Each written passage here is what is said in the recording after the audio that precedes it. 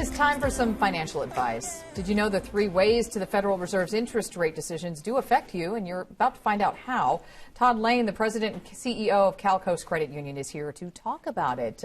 So thanks for being with us, as always. Thanks, Linda.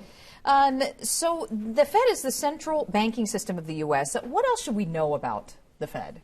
Well, you know, we should understand what they have the powers to do, or what the power to do. And what they do is they control what's called the targeted Fed funds rate, which is the overnight sort of interbank lending rate. But it has an impact on all interest rates. So I think that's the most important thing, is the overnight rate. And you have the people that do watch it very closely, and then others who kind of don't really pay attention. But it does affect all of us, our economy and our wallet. Absolutely. It primarily impacts the rates at which we can borrow for our home and for our automobiles, but also our savings rate, you know, our certificate rates, that sort of thing. And then it does have an impact on the stock market as well. So it has, you know, several impacts. So what should we know when we're talking about future Fed decisions on short-term interest rates? Okay, so the Fed is meeting right now, and today they're going to release a statement at 11 o'clock.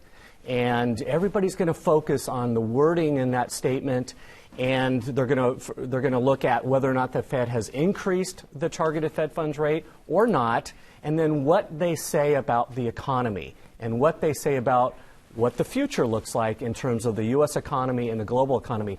So we need to focus on the words that they use, because it impacts interest rates. So even if they don't change rates today, which they are unlikely to do, we're going to focus on the words in the Fed statement. And what they're likely going to say is that the economy is doing pretty well, and the global economy is doing better, and that perhaps they're going to raise interest rates at their next meeting, which is in June. So then, Linda, that will have an impact on interest rates today, and in particular mortgage rates.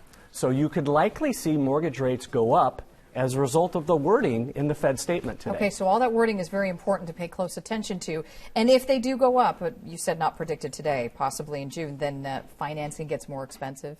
Exactly. But again, even if they don't raise interest rates today, we're going to focus on their wording and future rate increases, which will drive an increase in rates today. So the first thing that you're likely going to see is they're going to say the economy's doing well, and so mortgage rates are probably going to go up a little bit. Not a lot, but a little bit. You won't see auto rates or credit card rates, those sorts of interest rates go up very much at all, if any.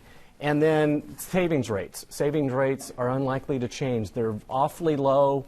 A lot of folks that rely on certificate income, you know, I wouldn't hope for that rate to go up anytime soon. And it's a hot home buying market, too, so people will be watching closely for that. That's right. And so you might want to think about, if you have a variable rate mortgage or an adjustable rate mortgage, to refinance it today into a fixed rate mortgage to lock in that low rate before rates start increasing.